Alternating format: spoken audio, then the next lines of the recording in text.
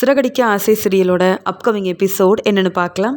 விஜயா பார்வதி வீட்டுக்கு வரும்போது பார்வதி அவங்க ஃப்ரெண்டு சிவன் கிட்ட பேசிகிட்டு இருக்காங்க.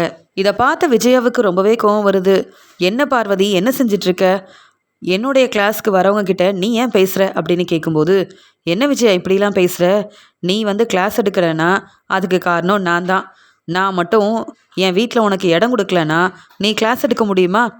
நான் ஏன் இவங்ககிட்ட பேசக்கூடாது அப்படின்னு கேட்கும்போது, ஏற்கனவே நிறைய பிரச்சனை வந்தது. உனக்கே தெரியாதா என்ன? ஏற்கனவே டான்ஸ் கிளாஸ் நடத்தினேன். நிறைய பிரச்சனை அந்த கிளாஸை நடத்த முடியாமல் ஆயிடுச்சு. மறுபடியும் இப்போ யோகா கிளாஸ் ஆரம்பிச்சிருக்கேன். நீ பிரச்சனை செஞ்சிடக்கூடாதுல்ல, அதுக்காக தான் அப்படின்னு சொல்லும்போது, என்னை பார்த்தா உனக்கு எப்படி தெரியுதுன்னு தெரியல. ஆனால் தேவையில்லாமல் நீ தான் பிரச்சனை செய்வ. உன் வீட்டில் இருக்க மருமக 3 பேரையும் கொஞ்சம் கூட மதிக்க மாட்டேங்கிற. நீ என்னால் பிரச்சனை வரும்னு யோசிக்கிறியா என்ன? யார்கிட்ட பேசணும் பேசவே கூடாதுன்னு எனக்கு தெரியாதா? அது மட்டும் இல்லை, இங்கே சிவன் என்னுடைய ஃப்ரெண்டு. நான் ஏன் பேசக்கூடாது அப்படின்னு கேட்க, பார்வதி வர வர என் பேச்சை கேட்கக்கூடாதுன்ற முடிவில் இருக்கியான்னு கேட்கும்போது, உடனே பார்வதியும், விஜயா நீ சொல்கிற எல்லாத்தையும் என்னால் கேட்டுட்ருக்க முடியாது. அதனால் நீ எதுக்காக என் வீட்டுக்கு வந்த? கிளாஸ் எடுக்க தானே. நீ உன்னுடைய வேலையை பாரு. நான் முக்கியமான விஷயத்த பேசிகிட்ருக்கேன். இது உனக்கு என்ன பிரச்சனை அப்படின்னு கேட்கும்போது, எனக்கு எந்த பிரச்சனையும் இல்லை. இப்போ பிரச்சனை இல்லை, ஆனால் பிரச்சனை வந்துடக்கூடாதுன்றதுக்காக தான். ஆனால் நீ இப்படி செய்வ, என்னை எதிர்த்து பேசுவேன்னு நான் நினைக்கவே இல்லை பார்வதி அப்படின்னு சொல்லும்போது, உடனே பார்வதி சிவன்கிட்ட சொல்கிறாங்க, நீங்கள் போய் அங்கே கிளாஸில் இருங்க. கிளாஸ் எல்லாம் முடிஞ்சதுக்கப்புறம் எனக்கு ஃபோன் பண்ணுங்கள், அப்புறமா பேசிக்கலாம். இந்த விஜயா நான் உங்ககிட்ட பேசவே கூடாதுன்னு சொல்கிறா. ஆனால் நீங்கள் என்னுடைய நல்ல ஃப்ரெண்டாக இருக்கீங்க. அதெல்லாம் விஜயாவுக்கு புரியாது. ஏன்னா யாராவது சந்தோஷமாக இருந்தால் விஜயாவுக்கு பிடிக்கவே பிடிக்காது. அதனால தான் என் வாழ்க்கையை பற்றி விஜயா ரொம்பவே அக்கறையாக இருக்க மாதிரி பேசுகிறாள். அதெல்லாம் ஒன்றும் இல்லை. விஜயாவுக்கு பிரச்சனை வரக்கூடாதுன்னு தான் நான் உங்ககிட்ட பேசக்கூடாதுன்னு விஜயா சொல்லிட்டு இருக்கா. என்னால் என்னைக்கும் விஜயாவுக்கு பிரச்சனை வராதுன்னு விஜயா புரிஞ்சுக்காமல் பேசுகிறா. நீங்கள் தப்பாக நினைக்காதீங்க, நீங்கள் கிளாஸுக்கு போங்க சிவன் அப்படின்னு சொல்லிடுறாங்க. உடனே அங்கே சிவனும் கிளாஸுக்கு வந்துடுறாரு. விஜயா ரொம்ப கோவமாக 2 பேரையும் பார்த்துட்ருக்க. பார்வதி சொல்கிறாங்க, நீ உன்னுடைய வேலையை பாரு. இப்படிலாம் செஞ்சிட்டு இருந்த, அப்புறம் என் வீட்டில் இனி நீ கிளாஸ் எடுக்க வேண்டான்னு சொல்லிடுவேன்னு சொன்ன உடனே விஜயா திருன்னு முழிக்கிறாங்க. இல்லை பார்வதி, நான் இனி அப்படிலாம் பேச மாட்டேன். அதுக்கேற்ற மாதிரி நீயும் இப்படிலாம் மற்றவங்க கிட்ட பேச வேண்டாம் அப்படின்னு சொல்லிட்டு இங்கே சிவன்கிட்ட சொல்கிறாங்க. இங்கே விஜயாவும், நீங்கள் கிளாஸுக்கு வந்தால் உங்கள் வேலையை மட்டும் பாருங்கள். என் ஃப்ரெண்டு பார்வதி கிட்ட எதுக்காக நீங்கள் பேசிகிட்டு இருக்கணும்? உங்களுக்கு வேறு வேலையே இல்லையா அப்படின்னு கேட்கும்போது, எப்படி மற்றவங்க ஃப்ரெண்டோ அதே மாதிரி தான் உங்கள் ஃப்ரெண்டு பார்வதி எனக்கும் ஃப்ரெண்டு. நீங்கள் பார்வதி கிட்ட பேசினா தப்பு இல்லைல்ல, அதே மாதிரி தான் என் ஃப்ரெண்டுக்கிட்ட நான் பேசுகிறேன். உங்களுக்கு என்ன மேடம் பிரச்சனை அப்படின்னு கேட்கும்போது, இதுக்கு மேலே நம்ம கேள்வி கேட்டால் அப்புறம் பார்வதி ரொம்ப கோவமா, என் வீட்டுக்கு வராத, நீ எந்த கிளாஸும் எடுக்க வேண்டாம்னு சொல்லிட்டா அப்புறம் நான் என்ன செய்கிறது? அதனால் கொஞ்சம் பொறுமையாக தான் இருக்கணும் போல் அப்படின்னு விஜயாவும் நினைக்கிறாங்க. விஜயா தன்னுடைய கிளாஸ் எடுத்துகிட்டு இருக்கும்போது அங்கே சிந்தாமணி எப்பயும் போல் வர, அங்கே கொஞ்ச நேரம் கழித்து ரோகிணி வராங்க. ரோகிணியை பார்த்துட்டு சிந்தாமணி யோசிக்கிறாங்க, ரோகிணி மறுபடியும் இங்கே பார்வதி வீட்டுக்கு எதுக்கு வராங்கன்னு தெரியலையேன்னு யோசிக்கும்போது, அங்கே ரோகிணி கிட்ட விஜயா கேட்குறாங்க, என்ன உனக்கு இங்கே என்ன வேலை? அடிக்கடி வர மாதிரி இருக்குது பார்வதி வீட்டுக்கு. பார்வதி, இந்த ரோகிணியை நீ தான் வர சொன்னியான்னு கேட்க, இல்லை பார்வதியத்தை வர சொல்லலை, நான் பார்வதியத்தை பார்க்கவும் வரலை அப்படின்னு சொல்லும்போது, அப்புறம் உனக்கு இங்கே என்ன வேலைன்னு கேட்குறாங்க. சிந்தாமணிக்கிட்ட பேசணும் அப்படின்னு சொல்ல, உடனே சிந்தாமணி, என்ன ரோகிணி, அன்னைக்கு டெக்கரேஷன் ஆர்டரை பற்றி பேச வந்தீங்க, இப்போ என்னை பார்த்து பேசணும்னு வந்திருக்கீங்கன்னு கேட்கும்போது, அதே மாதிரி தான் ஒரு வேலை விஷயமா தான் அப்படின்னு சொல்லும்போது, சரி நீங்கள் ரோகிணிக்கிட்ட பேசிட்டு வாங்க சிந்தாமணி அப்படின்னு சொல்லிடுறாங்க. உடனே ரோகிணி அங்கே சிந்தாமணிக்கிட்ட பேசுகிறாங்க. இங்கே எனக்கு கொஞ்சம் பணம் தேவைப்படுது அப்படின்னு சொல்லி சிந்தாமணிக்கிட்ட கேட்குறாங்க. உடனே சிந்தாமணியும், ரோகிணி நான் தான் உங்ககிட்ட பணம் வாங்கணும், நீங்கள் என்கிட்ட பணம் கேட்குறீங்க, நீங்கள் சொல்லி தானே நான் உங்களுக்கு உதவி செஞ்சேன்னு சொல்லும்போது, அதெல்லாம் இருக்கட்டும், இப்போ என் ஃப்ரெண்டு கல்யாணத்துக்காக எனக்கு கொஞ்சம் பணம் வேணும். நீங்கள் தான் நல்லா சம்பாதிக்கிறீங்கல்ல, நல்ல வருமானம் வருதுல்ல, உங்களுக்கு நான் பெரிய டெக்கரேஷன் ஆர்டர் வாங்கி கொடுத்தேன்ல, அதெல்லாம் கொஞ்சம் நினச்சி பார்த்து நான் கேட்குற பணத்தை தந்தீங்கன்னா அப்புறம் கண்டிப்பாக அந்த பணத்தை நான் திருப்பி கொடுத்துருவேன் அப்படின்னு சொல்லி கேட்கும்போது, என்ன, ஆமாம் எவ்வளோ பணம் வேணும்னு கேட்க, 2 லட்ச ரூபா பணம் வேணும் அப்படின்னு சொல்லும்போது, என்னது உங்கள் ஃப்ரெண்டு கல்யாணத்துக்காக கேட்குறீங்களா, இல்லை உண்மையை என்கிட்ட சொல்லக்கூடாதுன்னு நினச்சி பொய் சொல்கிறீங்களா ரோகிணி? இதெல்லாம் நம்புகிற மாதிரியா இருக்குது? உங்கள் ஃப்ரெண்டு கல்யாணத்துக்காக கேட்குறீங்கன்னு கேட்கும்போது, நான் என்ன சொன்னாலும் இவங்க நம்ப மாட்டேங்கிறாங்க. என்ன செய்ய, அந்த சுதா ஃபோன் பண்ணிக்கிட்டே இருக்காங்க. ஸ்ருதியோட அம்மா ஃபோன் பண்ணுறதுனால அவங்களுக்கு உடனே பணம் கொடுக்கணுன்றதுக்காக தான் சிந்தாமணிக்கிட்ட பணம் கேட்க வந்தேன். இப்போ சிந்தாமணி நான் உண்மையை சொன்னா விஜயாத்துக்கிட்ட சொல்லிடுவாங்களே, என்ன செய்யன்னு தெரியலையேன்னு திரு திருன்னு முழிக்கிறாங்க ரோகிணி. சிந்தாமணி மறுபடியும் ரோகிணி கிட்ட கேள்விக்கு மேலே கேள்வி கேட்க வர வழி இல்லாமல் ரோகிணியும், எனக்கு தெரிஞ்சவங்க கிட்ட கொஞ்சம் பணம் வாங்கியிருக்கேன், அந்த பணத்தை நான் திருப்பி தரணும், எனக்கு நீங்கள் உதவி செஞ்சீங்கன்னா நீங்கள் என்ன சொன்னாலும் நான் செய்வேன் அப்படின்னு சொல்லும்போது, அப்படியா, ஆனால் இப்போ என்கிட்ட பணம் இல்லை, சீக்கிரமாகவே நான் ஃபோன் பண்ணி வர வைக்கிறேன், இல்லை என் வீட்டுக்கு வந்து பணத்தை வாங்கிக்கோங்க, ஆனால் நான் சொல்கிறத நீங்கள் கேட்பீங்கல்ல அப்படின்னு சொல்லும்போது, என்ன, அந்த மீனாவுக்கு ஏதாவது பிரச்சனை தரணும், மீனா வந்து உங்கள் வழியில் வரக்கூடாது, இந்த டெக்கரேஷன் ஆர்டர் பிஸ்னஸ் செய்யக்கூடாது, அதானே உங்கள் ஆசை அப்படின்னு ரோகிணி கேட்குறாங்க. சரியாக புரிஞ்சு வச்சிருக்கம்மா என்ன நீ, நான் சொல்கிறத நீங்கள் செஞ்சால் கண்டிப்பாக நான் உங்களுக்கு இதை விட நிறைய பணம் தருவேன். என்ன, மீனாவை உங்கள் மாமியாராலேயே ஒன்றும் செய்ய முடியல, நீ என்ன செய்கிறன்னு பார்க்க தானே போகிறேன், நாளைக்கு என் வீட்டுக்கு வந்து பணத்தை வாங்கிக்கோங்க.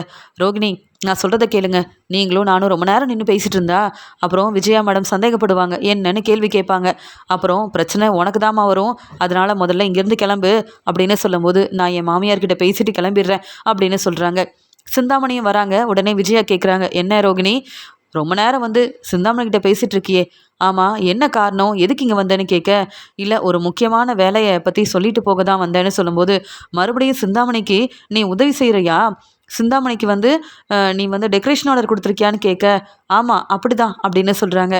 பரவாயில்ல மேடம், ரோகிணியால் எனக்கு நிறைய வந்து பணம் கிடைக்குது தெரியுமா, ரோகிணி எனக்கு அவ்வளோ உதவி செய்கிறாங்க, இப்போ கூட டெக்கரேஷன் ஆர்டரை பற்றி பேச தான் வந்தாங்கன்னு சொல்லும்போது, கேட்க சந்தோஷமாக தான் இருக்குது, ஆனால் வேறு ஏதாவது பிரச்சனை செய்யணும்னு நினச்சேன், நான் அமைதியாக இருக்க மாட்டேன் ரோகிணின்னு சொல்கிறாங்க விஜயா.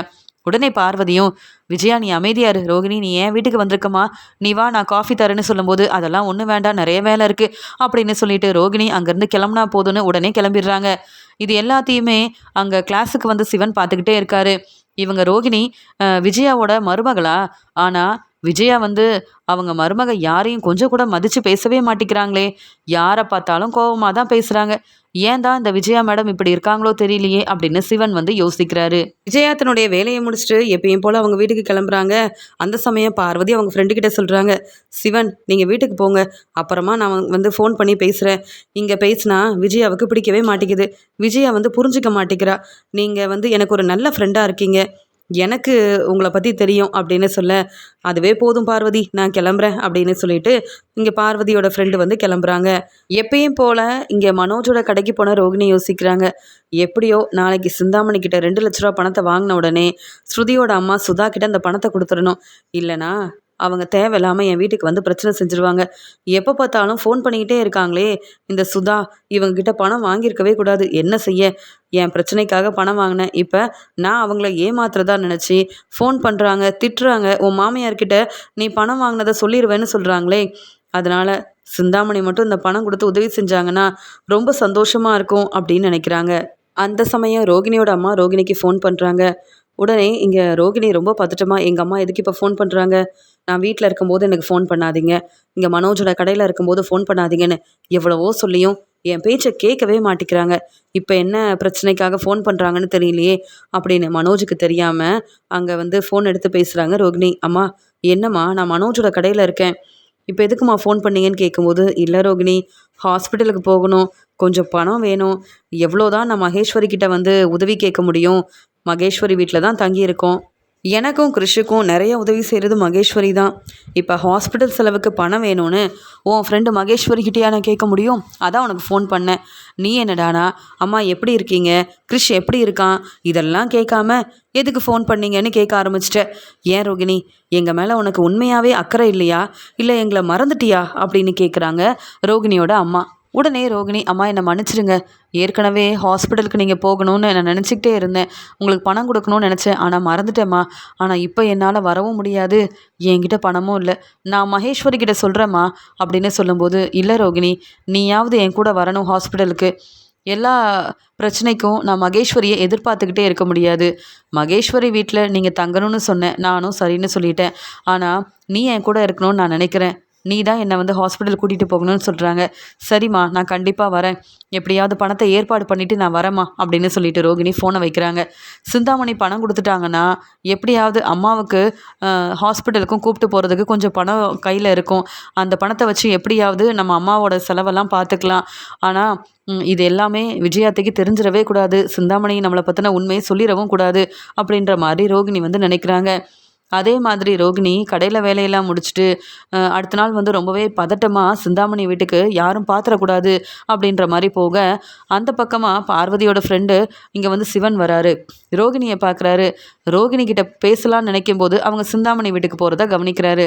சிந்தாமணி இங்கே தானே இருக்காங்க, ரோகிணி எதுக்கு அங்கே போகிறாங்க? நேற்று கூட சிந்தாமணியை பார்க்க வந்தாங்க. ஒரு வேளை அவங்க டெக்கரேஷன் ஆர்டர் கொடுத்ததால அதை பற்றி பேச போவாங்களோ அப்படின்னு சொல்லி யோசிக்கிறாரு. சிந்தாமணியை பார்த்துட்டு ரோகிணி வந்து அவங்க கொடுத்த 2,00,000 பணத்தையும் வாங்கிட்டு வெளியில் வரும்போது ரோகிணி கிட்ட நிறைய பணம் இருக்குது. அதையும் வந்து பார்வதியோட ஃப்ரெண்டு வந்து கவனிக்கிறாரு. ரோகிணி சிந்தாமணிக்கிட்ட நிறைய பணம் வாங்கியிருக்காங்க போல். ஆனால் இதெல்லாம் விஜயாவுக்கு தெரியுமான்னு தெரியலையே. ரோகிணி என்ன செய்கிறாங்கன்னு கூட கவனிக்காமல் இருக்காங்க. ஆனால் ரோகிணி சிந்தாமணி 2 பேரும் என்ன பேசிக்கிறாங்க, எதுக்காக ரோகிணி சிந்தாமணியை பார்க்க வராங்கன்னே நமக்கு தெரியல. நமக்கு இது தேவையில்லாத பிரச்சனை, நம்ம வேலையை பார்ப்போம் அப்படின்னு சொல்லிட்டு அவர் வந்து தன்னுடைய வேலையாக வெளியில் போகிறாரு. அதே மாதிரி ரோகிணி வந்து தன்னுடைய அம்மாவையும் கிருஷையும் கூப்பிட்டுட்டு ஹாஸ்பிட்டலுக்கும் கிளம்பி போகிறாங்க. அந்த சமயம் தன்னுடைய வேலையை முடிச்சுட்டு வந்த பார்வதியோட ஃப்ரெண்டு சிவன் வந்து, என்ன ரோகிணி யார் கூட பேசிட்டு வராங்க அப்படின்னு சொல்லி கவனிக்க, அவங்க தன்னுடைய அம்மா கிட்ட பேசிட்டு வரதை கவனித்த உடனே, அப்போ ரோகிணியோட அம்மா இங்கே தான் இருக்காங்களா? எனக்கு இதெல்லாம் தெரியாது. ஆமாம், இந்த பையன் யார் அப்படின்ற மாதிரி பார்க்க, அவங்க எல்லாரும் ஹாஸ்பிட்டலுக்கு போகிறத கவனிக்கும்போது, என் ஃப்ரெண்டு இங்கே தான் டாக்டராக வேலை பார்த்துட்ருக்கான் அப்படின்னு சொல்லிட்டு அதே ஹாஸ்பிட்டலுக்கு அவங்க ஃப்ரெண்டை பார்க்க போகும்போது இவங்க எல்லாருமே அந்த ஹாஸ்பிட்டலுக்கு ட்ரீட்மெண்ட்காக வந்திருக்கிறத கவனிக்கிறாரு. ஆனால் ரோகிணிக்கு வந்து இந்த பையன் யாருன்னே தெரியலையே அப்படின்ற மாதிரி பார்த்துட்ருக்க, ரோகிணி அவங்க அம்மாவை வந்து டாக்டர்கிட்ட கூப்பிட்டு போகிறாங்க. டாக்டரும் அங்கே ட்ரீட்மெண்ட் எல்லாம் கொடுத்துட்டு, இப்போ உங்கள் அம்மா நல்லா தான் இருக்காங்க, பக்கத்துலேயே இருந்து நல்லா கவனிச்சுக்கோங்க, உங்கள் அம்மா வந்து நல்லா ரெஸ்ட் எடுக்கணும் அப்படின்லாம் சொல்ல, கண்டிப்பாக நல்லா பார்த்துக்குறோம் டாக்டர் அப்படின்லாம் பேசிகிட்டு இருக்கும்போது, அந்த சமயம் கிறிஷும், அம்மா நீங்கள் உடனே வேலைக்கு போக வேண்டாமா, எங்கள் கூட கொஞ்சம் நேரம் மகேஸ்வரி அத்தை வீட்டிலேயே இருங்கம்மா அப்படின்னு சொல்லிட்டு இருக்கும்போது, கிறிஷ் இப்படி கூப்பிட்ட உடனே இங்கே வந்து பார்வதியோட ஃப்ரெண்டு வந்து பார்க்குறாரு.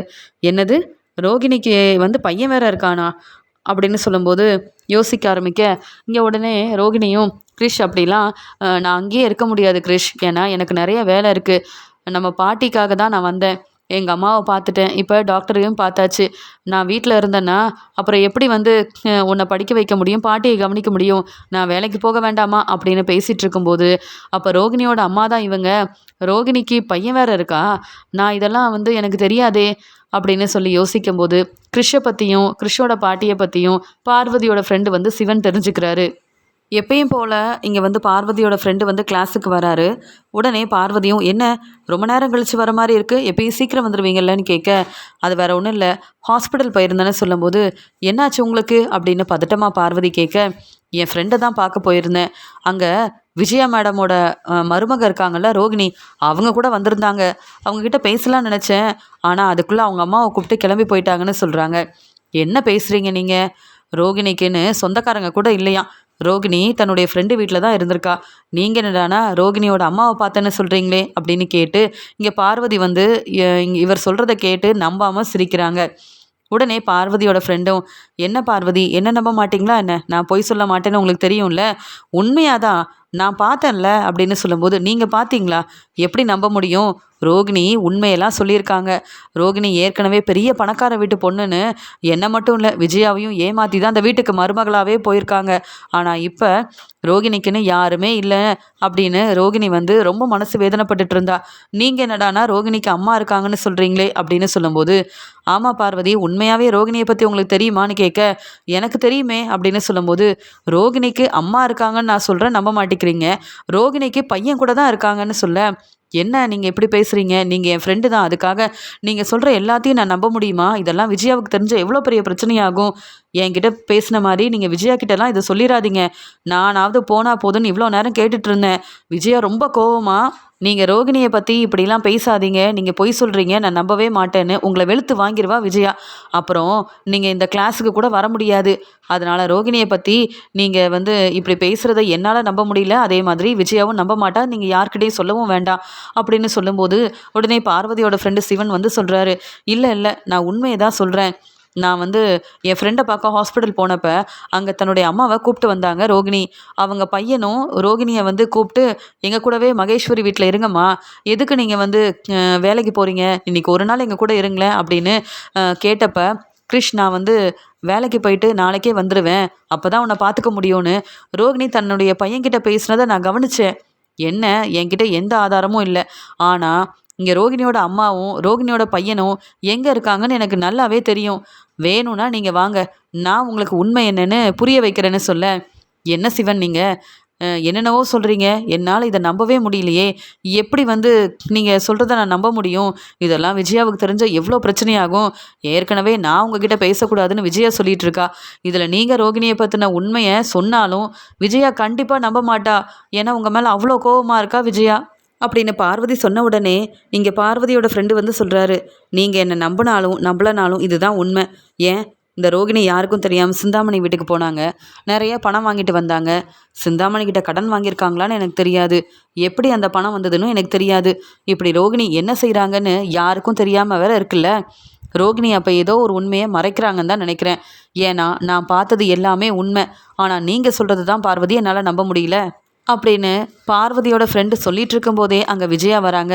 என்ன பார்வதி, நான் என்ன சொன்னாலும் நீ கேட்கவே மாட்டியா, உங்கள் 2 பேருக்கும் வேறு வேலையே இல்லையா, அப்படி எதை பற்றி தான் பேசுவீங்கன்னு கேட்க உடனே பார்வதியோட ஃப்ரெண்டும், விஜயா மேடம், உங்கள் வீட்டில் இருக்க உங்கள் மருமகளை பற்றி தான் பேசிகிட்டு இருக்கோன்னு சொல்ல, ஏன் மருமகளை பற்றி பேச என்ன இருக்குது, அப்படி யாரை பற்றி தான் பேசிகிட்டு இருக்கீங்க, என்ன பார்வதி உனக்கு வேறு வேலையே இல்லையா, இங்கே உன் ஃப்ரெண்டு வந்த உடனே என்னோட வீட்டில் உள்ளவங்களை பற்றி எதுக்கு பேச ஆரம்பிக்கணும் அப்படின்னு கேட்கும்போது, இல்லை ரோகிணியை பற்றி இங்கே சிவன் சொல்கிற எதையும் என்னால் ஏற்றுக்கவும் முடியல, நம்பாமல் இருக்கவும் முடியலன்னு சொல்லும்போது, அப்படி என்னதான் சொன்னார் அப்படின்னு கேட்க, இல்லை ரோகிணியோட அம்மாவை இங்கே சிவன் ஹாஸ்பிட்டலில் பார்த்தாரான்னு சொல்ல, என்ன சொல்கிறீங்க, ரோகிணி தனக்குன்னு யாருமே இல்லைன்னு எப்பயுமே சம்பாதிக்கிற பணத்தை கூட என்கிட்ட கொடுத்துட்ருக்கா, நீங்கள் என்னடானா ரோகிணிக்குன்னு அம்மா இருக்காங்க ஹாஸ்பிட்டலில் பார்த்தீங்கன்னு சொல்கிறீங்க, நீங்கள் சொல்கிறதெல்லாம் நான் எப்படி நம்ப முடியும்னு கேட்க, நீங்கள் இதையே நம்பலையே, ரோகிணியோட பையன் கிருஷ்ன்ற உண்மை உங்களுக்கு தெரியுமான்னு கேட்க, என்ன சொல்கிறீங்க, எனக்கு ஒன்றுமே புரியலன்னு சொல்லும்போது, நீங்கள் யாரும் என்னை நம்ப வேண்டாம், என் கூட கிளம்பி வாங்க, நான் வேணும்னா உண்மை என்னன்னு சொல்லட்டுமா, தெரிய வைக்கட்டுமா, சிந்தாமணிக்கிட்ட ரோகிணி பணம் வாங்குறாங்க, அவங்க நிறைய உண்மையை மறைக்கிறாங்கன்னு நினைக்கிறேன், நீங்கள் உங்கள் மருமக ரோகிணியை என்ன ஏதுன்னு சரியாக விசாரிக்காமல் உங்கள் பையன் மனோஜுக்கு கல்யாணம் பண்ணி வச்சிட்டீங்க போல், இதை பற்றி பார்வதி கிட்ட சொன்னேன், பார்வதி நம்பிட்டாங்க, ஆனால் உங்களை நம்ப வைக்கிறது தான் எப்படின்னு தெரியலன்னு சொல்ல, ஆமாம் நீங்கள் ரோகிணியை எங்கே பார்த்தீங்க, ரோகிணியோட அம்மானு சொல்கிறீங்க, யாரை பற்றி பேசுகிறீங்க, அவங்க எங்கே இருக்காங்கன்னு தெரியுமா அப்படின்னு விஜயா ரொம்ப கோபமாக கேள்வி கேட்க ஆரம்பிக்க, எல்லாமே தெரியும், அவங்க எங்கேருந்து வந்தாங்க, யாரை ஹாஸ்பிட்டல் கூட்டிகிட்டு போனாங்கன்னு நான் தான் பார்த்தேன்ல, நான் உங்களை வேணும்னு அங்கே கூப்பிட்டு போகட்டுமான்னு கேட்க, உடனே பார்வதியும், என் ஃப்ரெண்டை பற்றி உனக்கு தெரியாது விஜயா, இங்கே கண்டிப்பாக என் ஃப்ரெண்டு உண்மையை மட்டும்தான் பேசுவார், நீ நம்பி அவர் சொல்கிற இடத்துக்கு போய் பாரேன், அப்படி உண்மையாகவே ரோகிணிக்கு அம்மா இருந்தாங்கன்னா ரோகிணி அப்போ இப்போ வரைக்கும் சொன்னது எல்லாமே பொய் தானே நம்ம புரிஞ்சுக்கலாம்ல, ரோகிணி அப்பப்போ சிந்தாமணியை பார்க்க வராங்க, ஏன் நேற்று கூட வந்தாங்கல்ல, அப்போ சிந்தாமணிக்கிட்ட பணம் கேட்டு தான் வந்திருப்பாங்க போல், அதனால தான் சிந்தாமணி வீட்டுக்கு போய் யாருக்கும் தெரியாமல் பணம் வாங்கிட்டு வந்திருக்காங்க, இதெல்லாம் உனக்கு தெரியாதுல்ல, ஆனால் உண்மை என்னன்னு நமக்கு தெரியாதப்ப என் ஃப்ரெண்டு உண்மையை கண்டுபிடிச்சிட்டு சொல்கிறாரு, இதை இன்னும் நம்ம நம்பாமல் இருந்தால் ரோகிணிக்கிட்ட ஏமாந்து போய் தான் நிற்கணும், அதனால் இங்கே சிவன் சொல்கிறது எல்லாமே உண்மைதானா அப்படின்னு நம்ம பார்த்துட்டு வந்தால் தப்பு இல்லையே, என் ஃப்ரெண்டு சிவன் பொய் சொல்ல மாட்டார்ல அப்படின்னு சொல்லும்போது, எனக்கு வேறு வேலை இல்லைன்னு நினைக்கிறியா, நீங்கள் 2 பேரும் ஃப்ரெண்டாக இருக்கலாம், அதுக்குன்னு நீங்கள் சொல்கிற எல்லாத்தையும் நான் கேட்டுட்டு இருக்க முடியாது, இப்போ ரோகிணி கண்டிப்பாக பார்லரில் தான் இருப்பா, அவள் வேலையை பார்த்துட்ருப்பா, தினமும் எனக்கு சம்பள பணத்தை கொடுத்துட்ருக்க ரோகிணி என்னை ஏமாற்றவே மாட்டா, ஏதோ பொய் சொல்லிட்டா, அதுக்காக இப்போ வரைக்கும் நீங்கள் சொல்கிறத நான் நம்பணுமா என்ன, என்னால் இதெல்லாம் நம்பவே முடியாது பார்வதி அப்படின்னு சொல்லும்போது, எனக்காக நீ வா, நம்ம போய் பார்க்கலாம் அப்படின்னு சொல்ல, அதெல்லாம் வேண்டாம், நீ இங்கே கிளாஸை பார்த்துக்க, நான் வேணும்னா இங்கே வந்து உன்னுடைய ஃப்ரெண்டு சொல்கிற இடத்துல போய் பார்க்குறேன், அங்கே வந்து ரோகிணி இருந்தாலோ இல்லை வந்து இவர் சொல்கிற மாதிரியே ரோகிணியோட அம்மா இருந்தாலோ நான் ரோகிணியை சும்மா விட மாட்டேன். ஆனால் உன்னுடைய ஃப்ரெண்டு பொய் சொல்லியிருக்காருன்னு தெரிய வந்தா நான் இவரை இனி வந்து சும்மா விட போகிறதும் இல்லை, என் கிளாஸுக்கும் இவர் வரவே கூடாது. ஏன்னா இவரை நம்பி நான் அங்கே போகிறேன்ல, அதனால தான் இப்படி ஒரு முடிவு எடுத்திருக்குன்னு சொல்லும்போது உடனே பார்வதியோட ஃப்ரெண்டு வந்து சொல்கிறாரு, இல்லை விஜயா மேடம், நான் உண்மையை தான் சொல்கிறேன், நீங்கள் வாங்க நான் கூப்பிட்டு போகிறேன்னு சொல்லிட்டு விஜயாவை உடனே அங்கேருந்து கூப்பிட்டு போகிறாங்க. பார்வதியோட ஃப்ரெண்டு யோசிக்கிறாரு, ஆமாம் இந்த வீட்டில் இருந்து தானே அவங்க எல்லாரும் வந்தாங்க, அப்போ ரோகிணி இங்கே தானே இருக்கணும், ரோகிணியோட பையன் கிருஷ்ணன் இங்கே தானே இருக்கணும், இவங்க நான் சொல்கிற எதையும் நம்ப மாட்டேங்கிறாங்கல்ல, பார்க்கட்டும் அப்படின்னு சொல்லிட்டு அங்கே வந்து விஜயா மகேஸ்வரியோட வீட்டுக்கு விஜயா வந்து கூப்பிட்டு போக அங்கே வந்து யோசிக்கிறாங்க விஜயா. ஆமாம் இது யாருடைய வீடுன்னு கேட்க, எனக்கு என்ன தெரியும், உங்கள் மருமக ரோகிணி இங்கேருந்து தான் வந்தாங்க, அவங்க அம்மாவை வந்து ஹாஸ்பிட்டல் கூட்டிகிட்டு போகிறதுக்காக வந்திருந்தாங்க, அதெல்லாம் நான் பார்த்தேன்ல அப்படின்னு சொல்லும்போது இங்கே உடனே விஜயாவும் மெதுவாக பார்க்குறாங்க, வீட்டில் யாருமே இல்லை போல், ஒரு வேளை எல்லாரும் வெளியில் போயிருப்பாங்களா என்ன அப்படின்னு நான் வெளியிலேயே ரொம்ப நேரமாக பார்த்துக்கிட்டே இருக்க ரோகிணி கொஞ்ச நேரம் கழித்து தன்னுடைய அம்மாவையும் கிருஷையும் கூப்பிட்டுட்டு மகேஸ்வரியோட வீட்டுக்கு வராங்க. இவங்க கார் பக்கத்துலேயே நின்று பார்த்துட்டு இருக்கும்போது உடனே பார்வதியோட ஃப்ரெண்டு சொல்கிறாங்க, பார்த்தீங்களா வீட்டில் யாருமே இல்லைன்னு சொன்னீங்கல்ல, இப்போ எல்லாரும் வந்துட்டாங்க, உங்கள் மருமக ரோகிணி தானே, அவங்க தன்னுடைய அம்மாவையும் கிருஷையும் கூப்பிட்டு வரதை பாருங்கள், நான் சொல்லும்போது நம்பவே இல்லை, அவங்க ஹாஸ்பிட்டல் போயிட்டு வராங்க அப்படின்னு சொல்ல இங்கே வந்து விஜயா பேரதிர்ச்சியோடு நிற்கிறாங்க. எதுக்கு இந்த ரோகிணி இந்த கிறிஷோட பாட்டியை கூப்பிட்டு வராங்க, கிறிஷோட பாட்டியை பற்றி தெரியும், கிறிஷையும் நான் பார்த்துருக்கேன், ஆனால் இவங்க மேலே இவ்வளோ அக்கறையாக ரோகிணி ஹாஸ்பிட்டல் கூட்டிகிட்டு போயிட்டு வராளா, ஒரு வேளை இவர் சொல்கிறது எல்லாமே உண்மையாக இருக்குமா என்ன அப்படின்னு சொல்ல உடனே கிறிஷ் வந்து சிரிச்சுக்கிட்டே, அம்மா நீங்கள் எங்கள் கூடயே இருங்கம்மா அப்படின்னு சொல்லி கேட்க, நான் வேலையை முடிச்சுட்டு வந்துடுறேன், நீ பாட்டியை பார்த்துக்க அப்படின்னு சொல்லிட்டு அங்கேருந்து ரோகிணி கிளம்ப இங்கே விஜயா எல்லாத்தையும் கவனிக்கிறாங்க, உண்மையை தெரிஞ்சுக்கிறாங்க. இங்கே கிறிஷ் ரொம்பவே வந்து அக்கறையாக ரோகிணி கிட்ட பேசுறது, ரோகிணி தன்னுடைய அம்மா கிட்ட பேசுறதுன்னு எல்லாத்தையும் கவனிக்கிற இங்கே விஜயாவுக்கு தெரிய வருது. அப்போ பார்வதியோட ஃப்ரெண்டு சொன்னது எல்லாமே உண்மையாக இங்கே வந்து நடந்த எல்லாத்தையும் பார்த்துட்டு வந்து தான் இங்கே பார்வதியோட ஃப்ரெண்டு வந்து சொல்லியிருக்காரு, நான் தான் ரோகிணி மேலே உள்ள நம்பிக்கையில் என் மருமக ரோகிணி இப்படி ஒரு பொய்யை சொல்லியிருக்கவே மாட்டான்னு நம்பாமல் இருந்தேன், இப்போ தானே புரியுது ரோகிணிக்கு அம்மாவும் இருக்காங்க, கிறிஷ் ரோகிணியோட பையன்னு. முத்துவும் மீனாவும் இந்த உண்மையை கண்டுபிடிக்கணும்னு நினச்சாங்க, ஆனால் இப்போ தானே தெரிய வந்திருக்கு இந்த ரோகிணி எல்லாரையும் இப்படிலாம் ஏமாத்திருக்கான்னு. ஏற்கனவே அப்போ ரோகிணிக்கு கல்யாணம் ஆயிருக்கு, தன்னுடைய பையன் கிறிஷை பற்றின உண்மை தெரிஞ்சால் இங்கே மனோஜ் தன்னை கல்யாணம் பண்ணிக்க மாட்டான்னு உண்மையை யார்கிட்டையும் சொல்லாமல் இப்படி ஏமாற்றி மனோஜை கல்யாணம் பண்ணியிருக்காளே இந்த ரோகிணி இங்கேருந்து கிளம்பிட்டா, இல்லை இப்போவே அவளை பலார்னு வெளுத்து வாங்கியிருப்பேன் அப்படின்னு சொல்லி ரொம்ப கோவமாக விஜயா உண்மையை தெரிஞ்சுக்கிட்டு யோசிக்க உடனே பார்வதியோட ஃப்ரெண்டும், மேடம் நான் சொன்னது எல்லாமே உண்மைன்னு புரிஞ்சுக்கிட்டீங்களா அப்படின்னு சொல்லும்போது, புரிஞ்சுக்கிட்டேன், முதல்ல கிளம்பலாம் அப்படின்னு உடனே பார்வதி வீட்டுக்கு விஜயா வந்துடுறாங்க. விஜயா வந்த உடனே பார்வதி கேட்குறாங்க, என்ன விஜயா என் ஃப்ரெண்டு சொன்னது எல்லாமே உண்மைதானா, ரோகிணிக்கு பையன் வேற இருக்கா என்ன அப்படின்னு கேட்கும்போது, அந்த கிறிஷ் ரோகிணியோட பையன்தான், நான் பார்த்தேன், உண்மையை தெரிஞ்சுக்கிட்டேன்னு சொல்லும்போது, அப்போ என் ஃப்ரெண்டு சொன்னது எல்லாமே உண்மைதானா, ரோகிணி பணக்கார வீட்டு பொண்ணும் இல்லை, இப்போ அவளுக்குன்னு அம்மாவும் இருக்காங்க பையனும் இருக்காங்களா, எதுக்கு ரோகிணி இப்படி ஏமாற்றணும், என்ன விஜயா இதெல்லாம், இப்படி நம்ப வச்சு ஏமாத்திட்டாலே இந்த ரோகிணி, நல்ல வேலை என் ஃப்ரெண்டு இப்போவாது உண்மையை கண்டுபிடிச்சு வந்து சொன்னார், அப்போ கூட நீ நம்பலலை, ரோகிணிக்கு தானே சப்போர்ட் பண்ண அப்படின்னு பார்வதி கேட்க விஜயா தலை குனிஞ்சு நிற்கிறாங்க.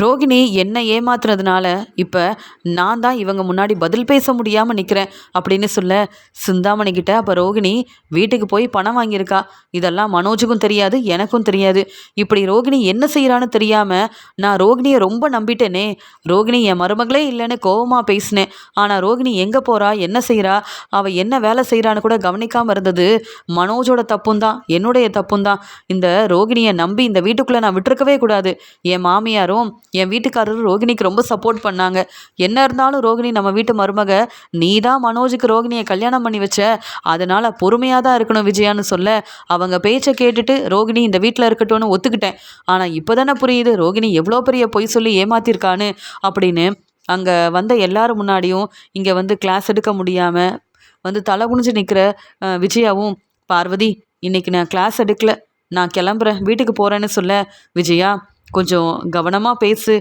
பிரச்சனையை பெருசாக்கிறாத, நல்ல முடிவாயிடு அப்படின்னு சொல்கிறாங்க பார்வதி. இதுக்கு மேலே நான் என்ன நல்ல முடிவாக எடுக்க முடியும், இந்த உண்மையை தெரிஞ்சுக்கிட்டு என்னாலேயே தாங்க முடியல. மனோஜ் வந்து எவ்வளோ மனசு வேதனைப்படுவான். இதெல்லாம் யோசிக்காம ரோகிணி இப்படி ஏமாத்திட்டாளே பார்வதி.